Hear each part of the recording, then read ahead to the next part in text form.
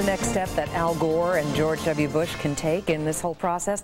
Joining us now to talk about that in our Washington studios, Republican strategist Cherry Jacobus, and here in New York, Democratic consultant Lincoln Mitchell. Good morning to you both. And Lincoln, let me start with you since you're sitting right next to me. Okay. Let's say the hearing is before the Florida Supreme Court tomorrow. Let's say they say no to the recount. What does the Gore camp do after that?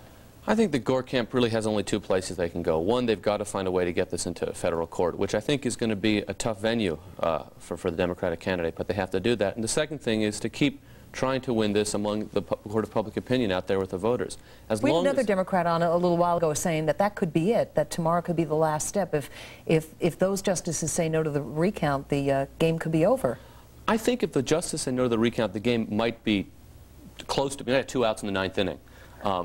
And Mariano Rivera on the mound for the other team, but you still have a shot. I don't think you're going to have much luck in federal court. That's where you have to go. And the other thing is you have to continue to try to build a sense out there among the people that we need to play this election through until the end. Having said that, I don't think the court in Florida is going to rule against Gore tomorrow. All right, let me flip it around and share it to you in Washington. If the Florida Supreme Court decides that the hand recounts can go on, where does the Bush camp go from there? Well, I think the Bush camp has to fight tooth and nail for this particular hand recount to be null and void. I think what's going on down there is an atrocity. When chads are lying on the floor, when they've been punched out of the ballots, when you've got people wandering around looking for instructions, when you have different standards in every county, that is not a fair accounting of all of the votes.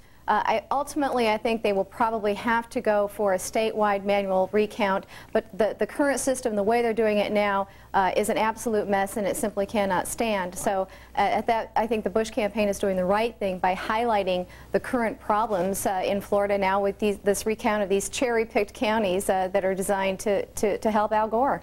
Lincoln, go ahead, respond. If you're Al Gore, you try to recount the votes in places where you did well. That's just politics. I don't think that's a fair manipulation. I think that if Gore offered earlier this week, let's recount the whole state.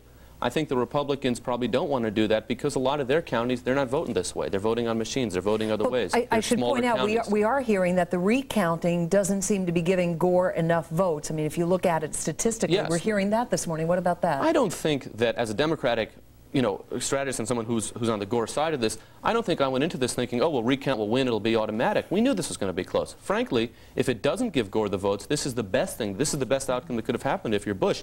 He goes into the presidency with, broadly speaking, more legitimacy than he ever would have had. So to be in that position of constantly complaining of, well, we've got to stop now, we can't count just because, we've got to stop now because I'm ahead, we can't count till the end. And especially bringing in a kind of belligerent, bludgeoning Jim Baker, to say that earlier in the week. The best move that the Bush camp has done is moved away from using Jim Baker and come on a little softer. But let me get your response to all those points. The problem with this is that what's happening is, as I said, we don't have a fair counting of the ballots, and right now the Democrats down in Florida have a target of 930 votes, I believe it is, that Bush is ahead, still ahead, and the recounts are not going their way to the extent that they're getting all the votes for Al Gore, and that's why they are going to the extreme measures of setting aside as many Bush votes as possible and trying to get up to that number. They have their target, and they're going to do whatever it takes from what we've seen this weekend with the recounts. Sherry, you'll get the last word since Lincoln had the first. Thank you both so much for being here. Do appreciate it. Thank you. David, what's up next? Well, straight ahead on Fox News Live, 1,400